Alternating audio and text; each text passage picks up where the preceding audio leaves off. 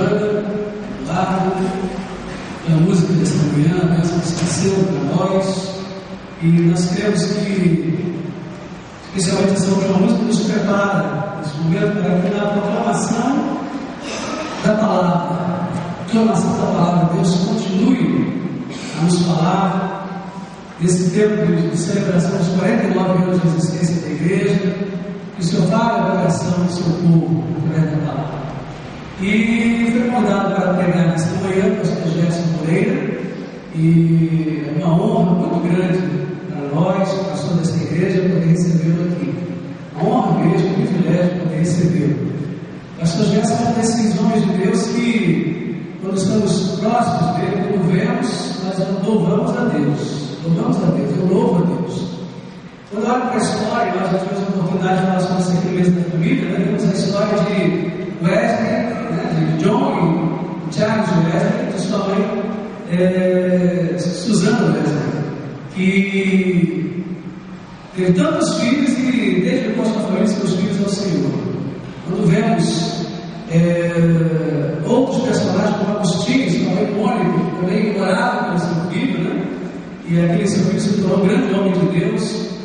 E nós louvamos a Deus por esses testemunhos de família, de mulheres, né, que tiveram o privilégio de seus filhos dedicados ao Senhor. Quando eu olho para o pastor Gerson, né, eu lembro do pastor Jairo, um amigo muito especial, muito querido, que no início do meu ministério abençoou muito a minha vida, a minha esposa, com conselhos, com uma boa palavra, e também o pastor Paulo Israel Moreira, né, outro colega muito amado, sempre com uma palavra muito especial para nós, uma amizade muito forte, muito verdadeira, né? E são 3 pastores que vocês estão ouvindo falar hoje, o pastor Gerson, mas tem um quarto que eu ainda não conheço, que está lá em Santa Catarina, o Oswaldo, né? Oswaldo, que está lá em Santa Catarina. Imagina, meus irmãos, uma família, uma mulher que gerou 4 filhos, os 4 filhos, 4 homens de Deus dedicados à obra de Deus. Um ventre santo, uma mulher santa, eu quero muito conhecê-la, porque é algo realmente muito especial. Eu louvo a Deus, pastor, pela sua vida, e oro a Deus para que Deus use nesse momento para falar a sua igreja. Amada igreja, bom dia. Alegria estar com os irmãos. Alegria também vir a esta igreja. Eu conheci por algum tempo o pastor Samuel Rodrigues de Souza. Eu, durante o meu período de seminário, estive ali na Igreja Batista do Rocha, em São Gonçalo. Depois passei quase 8 anos no estado do Espírito Santo, na primeira Igreja Batista em Guarapari. Deus tem nos permitido caminharmos agora em dezembro, completarmos 24 anos ali com a Igreja Batista Central de Trindade. E esta igreja é uma igreja conhecida, amada. Nós temos dado graças a Deus neste tempo, pela presença, do ministério, do pastor Edmar, que sua família está exercendo aqui agora. Graças a Deus também, ele esteve pregando no aniversário da nossa igreja no ano passado. Uma alegria poder estar aqui compartilhar com o irmão, com os irmãos. Havia alguns irmãos, algumas irmãs conhecidas aí, revemos os irmãos, isto muito bom. Eu quero convidá-los, queridos, nesta manhã, para que abram as suas Bíblias no capítulo 7 do livro do profeta Miqueias. Miqueias, capítulo 7.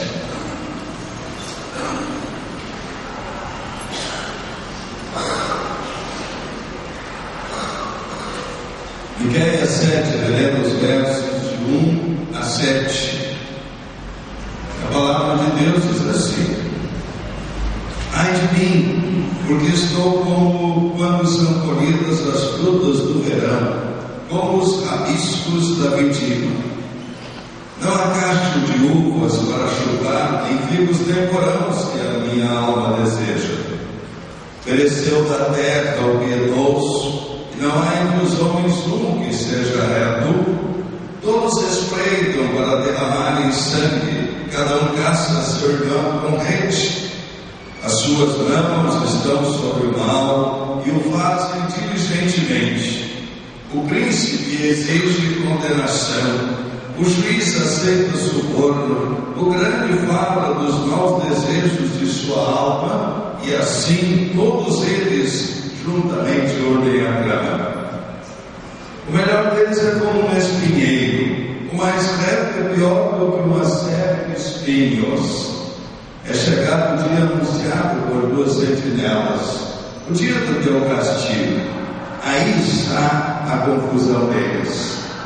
Não criais no amigo, nem confieis no companheiro. Guarda a porta da tua boca, aquela que reclina sobre o teu peito. Porque o filho despreza o pai, a filha se levanta contra a mãe, a nora contra a sogra. Os inimigos do homem são os da sua própria casa. Eu, porém, olharei para o Senhor e esperarei no Deus da minha salvação. O meu Deus me ouvirá. Amém? Palavra de Deus. Eu os convido a ler comigo o último verso, verso 7. Eu, porém, olharei para o Senhor e esperarei no Deus da minha salvação. O meu Deus me ouvirá. Amém. O profeta Miqueias viveu aproximadamente 700 anos antes de Cristo. É um daqueles profetas que pinta, eu diria, um quadro tenebroso, um quadro profundamente nebuloso do que era a sociedade do povo de Deus nos seus dias. Quando lemos os versos de 1 a 7 do profeta Miqueias, nós estamos lendo uma mensagem que é também trazida por outros profetas do Velho Testamento, qual Isaías, qual Jeremias. A corrupção, a desvio, a desobediência, há coisas horrendas acontecendo entre os homens, que normalmente, segundo o relato dos profetas, no meio do povo de Deus. Então, o quadro pintado pelo profeta Miqueias, 700 anos antes de Cristo, é um quadro horrendo. Lendo o texto e outros textos paralelos a este, parece que nós estamos lendo o jornal Povo dos nossos dias, o jornal do dia. Tanto sangue derramado, tanta maldade, tanta corrupção. Mas sabe, queridos, eu louvo a Deus também pela qualidade da Bíblia Sagrada, a palavra de Deus, pela sua praticabilidade, pela sua aplicabilidade nos nossos dias. Porque o quadro pintado pelo profeta Miqueias não tem dificuldade nenhuma de se ajustar aos nossos dias e à nossa realidade. Se não, pensemos e reflitamos por alguns minutos nos dias em que nós vivemos. O quadro desolador dos dias de Miqueias não é, eu diria, em nada diferente do quadro desolador dos nossos dias. Parece que Miqueias fala para nós hoje. Os dias em que vivemos são dias de guerras. E sabe, estouram guerras nos 4 cantos do planeta. Então você pensa que vai haver paz, estoura uma guerra aqui, uma guerra ali. São aquelas guerras tradicionais, mas são também as novas modalidades de revoluções, de revoltas e de lutas entre os homens e entre os semelhantes. No Oriente Médio, na África, terrorismo internacional, as matanças dos nossos dias, outrora mais comuns lá nos Estados Unidos e continuam sendo comuns lá, mas que acontecem também na Noruega, na Holanda e em outros países, mesmo no Brasil. O mundo que vivemos é o mundo das guerras, é o mundo da violência urbana, dos assaltos, dos sequestros, dos assassinatos, das chacinas, do extermínio de pessoas envolvidas com as drogas, do extermínio de pessoas envolvidas com o crime, do extermínio de policiais também. Estive uma semana em Cachoeiro e hoje estamos recebendo uma caravana de Cachoeiro da Beberim, uma cidadezinha de 200 mil habitantes que eu conheci há 30 anos atrás, um doce de cidade, que aquela população era pegada àquela sua cidade, a cidade natal de Roberto Carlos, mas que hoje eles contavam para mim ainda nesses dias, ontem e hoje, eles diziam: olha, Cachoeiro está deveras violenta. E é assim como o Rio de Janeiro, é assim que São Gonçalo, é assim como o Niterói, os dias de violência urbana. Os dias em que vivemos são os dias da fome, que tem arrasado diversos países. E a gente não precisa pensar em África, em Ásia, em Índia. A fome é vizinha, bem próxima de nós. A fome, a miséria, a condição sobre-humana em que vivem muitas populações. Os dias em que vivemos são dias de corrupção, que tem alcançado, que tem se infiltrado em todos os setores da nossa sociedade. Os homens públicos, o poder judiciário e as empresas, enfim, todos os meios, em todos os lugares há corrupção. Os dias em que vivemos são os dias da injustiça social, que muitos têm para desperdiçar, e uma grande maioria fica privada do essencial, daquilo que é essencial para a sua sobrevivência. Os dias de hoje são os dias dos meninos de rua, da gravidez prematura, precoce entre adolescentes. E essa semana publicou-se uma pesquisa de âmbito mundial, onde muitas jovens entre os 10 e 12 anos já estão grávidas e já estão dando à luz os seus primeiros filhos. Dias da gravidez entre os adolescentes, dos abortos, da imoralidade, da prostituição, da pedofilia, da ditadura gay. E aí alguém se pergunta: onde está Deus? Deus não vê isso. Deus não tem forças, não tem poder para mudar a condição que vive no nosso mundo. E sabe, em função disto, como ouvimos zombarias a respeito de Deus, como somos esvaziados nos nossos argumentos, na nossa pregação, no nosso testemunho, como a igreja é perseguida, zombada, achincalhada, dizendo que o Deus que a igreja prega e a respeito de quem testemunha não tem poder para mudar a situação vigente. Mas sabe, queridos, isso também é amargura. Essa angústia também me aperta o coração, isso também me causa sofrimento, isso também me causa infelicidade. E diante disso eu procuro respostas. E eu acho que todos nós também o fazemos. Eu louvo e glorifico a Deus porque eu entendo que a Bíblia Sagrada é a palavra de Deus.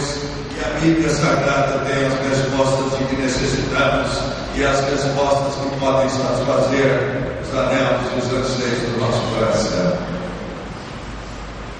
E foi no contexto desses que Miqueias, depois de fazer a narrativa de todo o livro, desses primeiros 7 versículos do capítulo 7, ele se levanta para argumentar, para gritar em alta voz e para defender a sua fé e para argumentar em favor do seu Deus. Ele diz: eu, porém, olharei para o Senhor, esperarei no Deus da minha salvação, o meu Deus me ouvirá. Pode se recitar a nossa voz, vamos lá?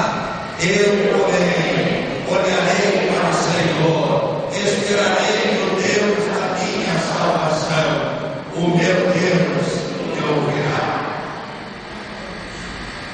Às vezes, pelos questionamentos levantados, seja pelos intelectuais, pelos dramaturgos, pelos homens públicos, pelos discursos televisivos,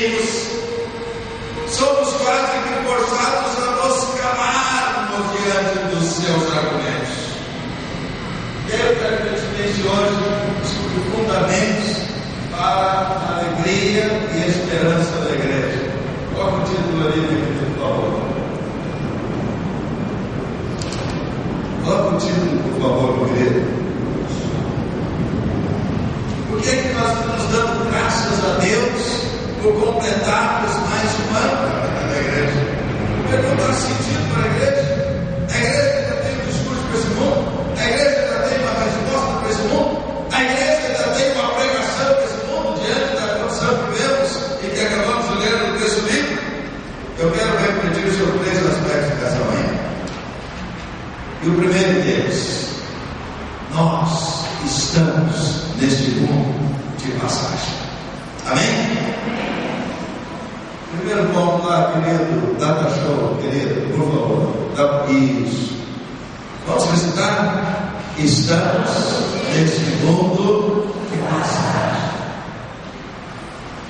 O profeta Miqueias, ele mesmo, capítulo 2, verso 10, ele diz assim: levantem-se e andem, porque não será aqui lugar do seu descanso. Levantai-vos e andai, porque não será aqui o lugar do vosso descanso. Se esse mundo é esse derramamento de sangue, se esse mundo é um mundo de decepções e de aflições, se esse mundo é um mundo que rejeita a igreja de Cristo, que persegue a igreja de Cristo, que zomba a igreja de Cristo, que blasfema a pregação do Evangelho, estamos nesse mundo de passagem. Enganam-se aqueles que aplicam tudo aqui. A igreja tem que reconhecer que ela é peregrina no mundo. Nós precisamos ser lembrados o tempo todo de que somos peregrinos do mundo. E a palavra peregrino tem justamente este significado: aquele que permanece por um pouco de tempo. A igreja permanece apenas por um pouco de tempo aqui. A igreja tem o seu tempo limitado nesse mundo. A igreja tem a sua caminhada limitada nesse mundo, pré-estabelecida pelo nosso Senhor e Salvador, Jesus Cristo. Pastor Renato Cordeiro de Souza foi pastor talvez uns 15 anos ali em Portugal. E nós nos correspondimos muito. Hoje ele está na primeira igreja batista aqui em Teresópolis. E uma vez ele mandou uma carta, mandou um cartão postal também. E aquele cartão postal da Catedral de Évora, em Portugal. E lá uma catedral chamada Catedral de Ossos. Ou seja, internamente ela é toda forrada. Nas paredes são ossos de braços, fêmures. No teto são ossos da cabeça, são crânios, ossos de crânios. E diz a tradição que são ossos de frades e freiras martirizados em nome do Evangelho. Mas o mais interessante daquela catedral de ossos é a inscrição que se encontra à porta, à chegada. Está escrito lá: nós, os ossos que aqui estamos, pelos vossos desperadores. Nós, os ossos que aqui estamos, pelos vossos desperadores. Em todo tempo, a gente tem que se lembrar que nós estamos no mundo por um pouco tempo, que nós somos peregrinos do mundo, que nós estamos no mundo de passagem.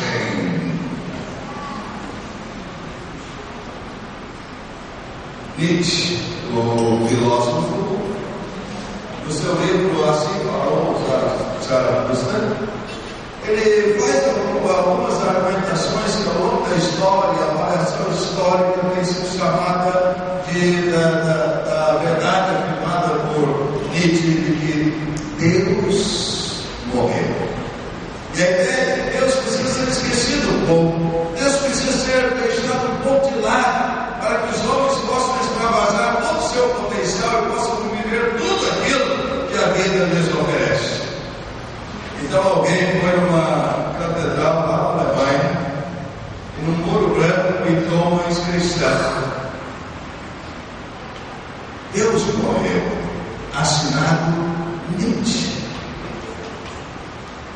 Mas o tempo passou, como acontece com ricos e pobres, doutos e indoutos, velhos, jovens e crianças, Nietzsche morreu.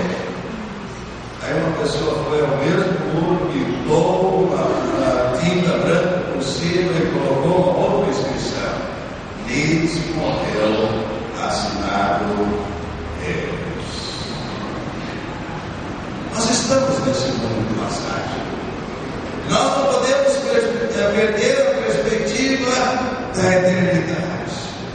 Nós precisamos caminhar no mundo, no meio das mazelas, das dores, das enfermidades, mas os nossos olhos precisam estar fixados no futuro, precisam estar fixados nas coisas eternas, precisam estar fixados, como diz a palavra de Deus a respeito de Abraão, tinha os seus olhos na cidade que tem fundamentos, da qual o artífice e construtor é Deus. Agostinho dizia: não coloque os seus tesouros mais preciosos no recipiente de água. Dizia ainda: não gaste muito em uma casa de onde você vai ter de sair um dia. A Bíblia fala a respeito dos peregrinos lá em Hebreu. Diz o texto bíblico que todos esses morreram sem receber as promessas, mas eles as viram de longe, crendo e confessando serem peregrinos e estrangeiros na terra. Lembro-me da história de um funeral, ou não do funeral, mas em que o senhor estava moribundo, a cama, já percebendo que aquela doença, aquela enfermidade era uma morte. E ele então estava conversando com a família, com a esposa, com o filho, com o advogado. Ele disse: bom, os meus bens não tem muita coisa, mas uma coisa é certa, a minha casa fica para minha esposa e para o meu filho. E começou a dividir alguns dos seus bens. E aí o filho tocou a mãe e perguntou: mamãe, papai está dizendo que a casa vai ficar para nós. E para onde ele vai? Ele já tem casa? Para onde ele vai? Ele já tem casa? A igreja de Cristo, formada por verdadeiros crentes em Cristo, não apenas membros da igreja, mas filhos de Deus, servos de Deus. Nós vivemos no mundo, mas os nossos olhos estão fitos na palavra celestial. Amém? E por isso, nós temos razão para termos alegria e temos razão para ter esperança. A segunda ideia que eu quero que nesta manhã compartilhemos é que haverá um juízo final. Sabe, queridos, como há pessoas que não levam a sério a palavra de Deus, que não têm o menor respeito às verdades explícitas na palavra de Deus, como há pessoas que cometem o mal sem terem a menor vergonha disso, como há pessoas que estão se desviando radical e totalmente dos preceitos bíblicos e zombam de Deus. É isso que a palavra de Deus diz tanto no Velho Testamento como no Novo Testamento. E o salmista, no Salmo 37, preocupado com os crentes, porque o Salmo 37 são os mesmos dois algarismos, 37 e 73. Salmo 37 fala: não te indignes por causa dos malfeitores. E a palavra de Deus diz que o dia dele vai chegar e Deus vai estabelecer o seu juízo perfeito. O Salmo 73 é a crise do servo de Deus, Asaf. Ele diz: quase que os meus pés resvalavam porque eu olhava os ímpios e eles têm uma vida melhor que a dos crentes. Parecem os mesmos dos dias do profeta Malaquias, né? Que ficam também incomodados, e ali aparece a diferença entre o homem justo e aquele homem que não teme a Deus. Mas o que a palavra de Deus diz, nos assegura que haverá um juízo final, que todas as injustiças aqui cometidas, elas serão colocadas em ordem. A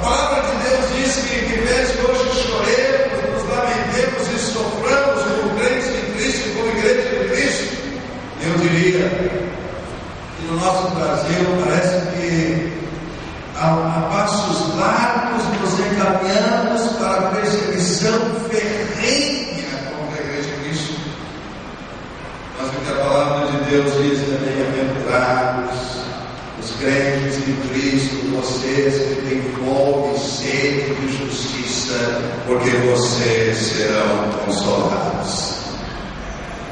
Porque a palavra de Deus diz que todas as coisas estão nuas e patentes aos olhos daquele com quem havemos de tratar.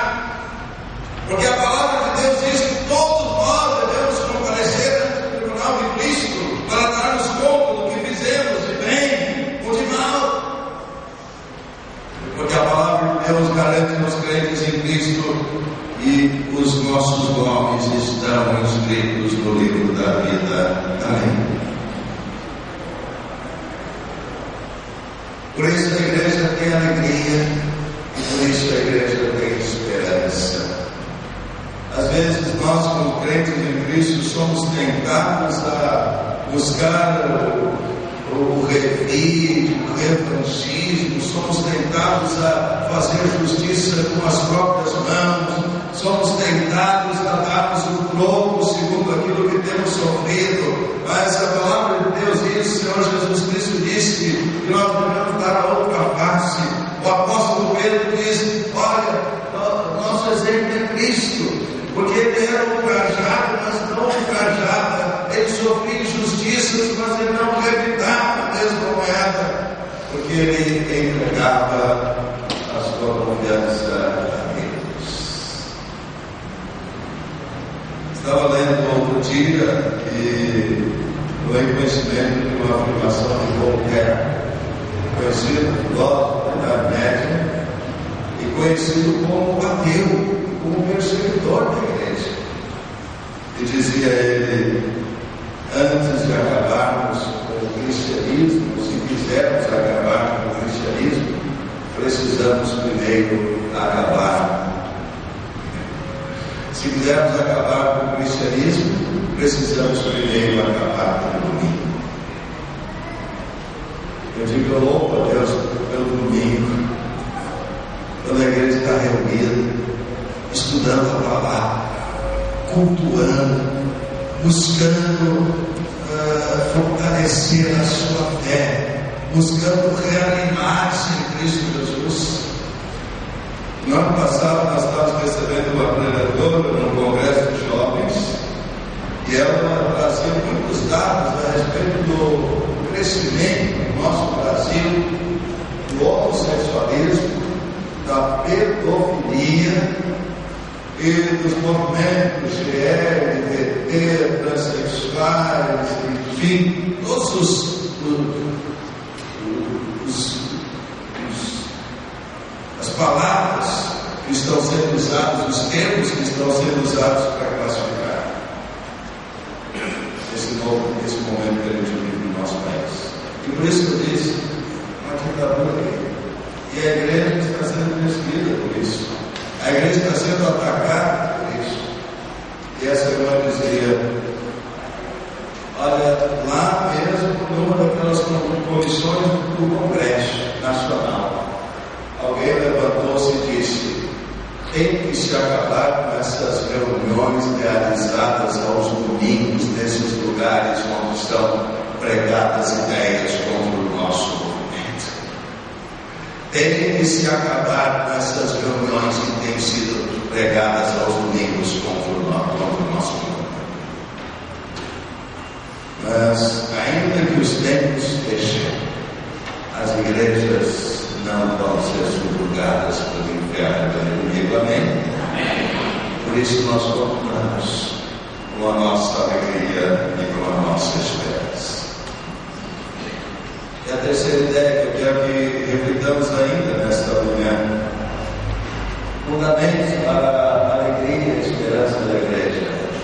Haverá novo céu e nova terra. Vamos recitar? Haverá novo céu e nova terra. Amém. Estou acabando de ler talvez seja o último livro do doutor, pregador, evangelista Billy Graham, escrito há 2 anos. Ele estava com 93 anos. Ele está agora com 95 anos. A caminho de casa. Na própria capa, a foto biquíni grande, era foto assim de um homem bastante senil, e você percebe que ele vai perdendo as suas forças. Mas quando eu ganhei esse livro, o simples título era a Igreja Esperança. O simples título entusiasmou: A Caminho de Casa. Eu estou bebendo esse livro em poucos dias. E uma das coisas, ele fala isso da aposentadoria, velhice, serviço na aposentadoria, mas em alguns capítulos ele fala sobre essa esperança de novo céu e nova terra. Haverá novo céu e nova terra. Haverá novo homem, nova criatura.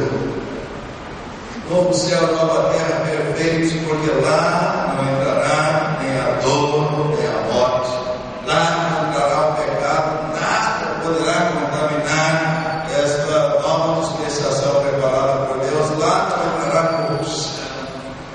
Eu estava um dia conversando com uns meus tios, hoje só me resta uma tia, mas eu conversava com o tio Pedrinho, e ele, por fim, teve uma doença, foi acometido de câncer, e veio a falecer. Ele estava com mais de 70 anos. E meu tio Eloy também. E eles dois conheceram o Evangelho desde a sua juventude, mas se afastaram, abraçaram outras maneiras de crer, distantes do Evangelho, mas até o fim da vida deles, vez por outra, eu ligava para Porto Alegre e falava do Evangelho deles. Insistia, eu disse: tio, desculpa, mas eu estou entrando numa área muito pessoal, muito particular, mas eu tenho compromisso de fazer isso. Ele dizia: Gerson, você pode conversar comigo sobre qualquer tema, você pode me propor qualquer tema. Eu falava do Evangelho. Mesmo assim, eu não ouvi deles uma confissão de que abriu o seu coração para Cristo. Mas um deles me questionou certa vez, ele disse: eu não entendo, não posso acreditar, não posso aceitar que Deus permita que uns vão para o céu e outros vão para a terra. Eu disse: tio, se Deus permitisse que uma vez mais o pecado entrasse na pátria celestial, bem provável que tudo viesse a se contaminar de novo. Então aqui só entrarão os crentes em Cristo, lavados e remidos no sangue de Cristo Jesus. Como diz o Apocalipse, aqueles que lavaram as suas vestes no sangue do Cordeiro. E a palavra de Deus diz que esta é a vitória que vence o mundo, a nossa fé. Em Apocalipse capítulo 21 diz assim: vi novo céu e nova terra, pois o primeiro céu e a primeira terra passaram, e o mar já não existe. E eu vi também a cidade santa, Nova Jerusalém, que descia do céu da parte de Deus, ataviada como noivo, adornada para o seu esposo. Então ouvi grande voz vinda do trono, dizendo: eis o tabernáculo de Deus com os homens, Deus habitará com eles, eles serão povos de Deus, e Deus mesmo estará com eles, e lhes enxugará dos olhos toda lágrima, e a morte já não existirá, e já não haverá luto, nem pranto, nem dor, porque as primeiras coisas passaram. Amém.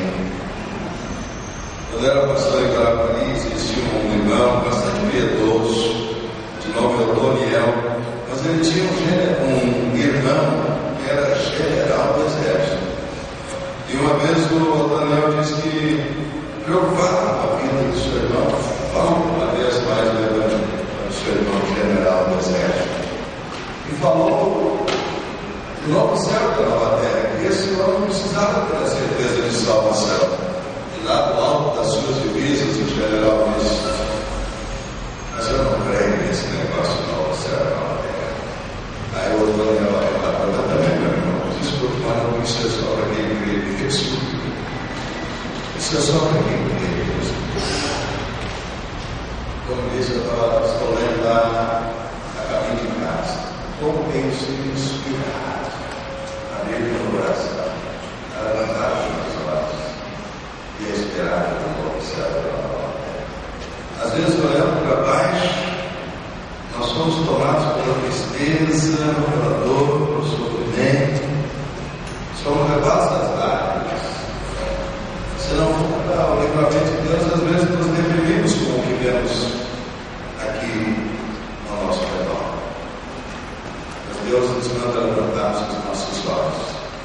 deixarmos olhar sempre para a pátria celestial, vislumbrarmos e imaginarmos aquilo que Deus tem preparado para mim, para você, crente em Cristo, e para a igreja de Cristo que Ele prometeu arrebatar.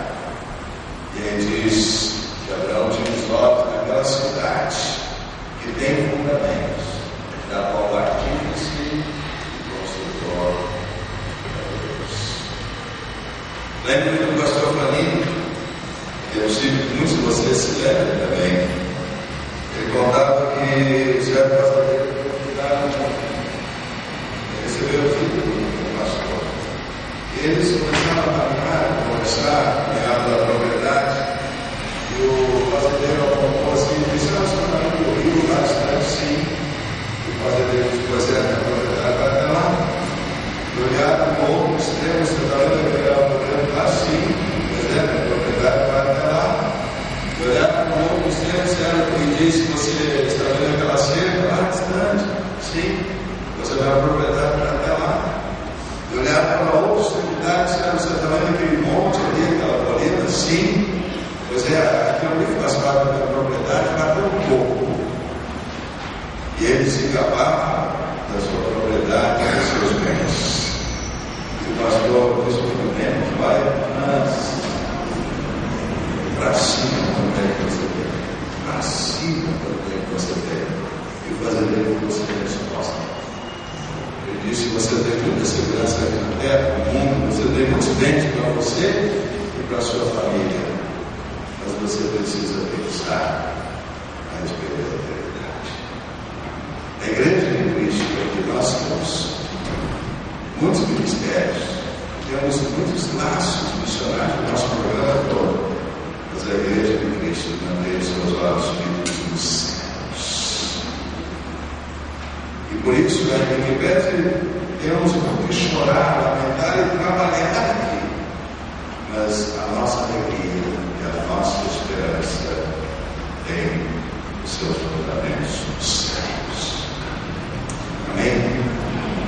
Deus abençoe a igreja que faz 49 anos, prossiga realizando a sua obra, cumprindo o seu ministério, sabedora de que, em vez de não ser perseguidos, ridicularizados, em vez de sejamos alvo da zombaria do mundo, a nossa razão está em Cristo Jesus. Baixe a sua cabeça, nós vamos orar. Nosso Deus, nós te louvamos por esse dia. Te louvamos pela bênção, Deus, de pertencermos à família de Deus, à igreja de Cristo. Te louvamos, ó Deus, pela existência desta igreja que realiza e cumpre o seu ministério há 49 anos aqui. Te rogamos, ó Deus, que renoves as forças do teu povo aqui nesse lugar.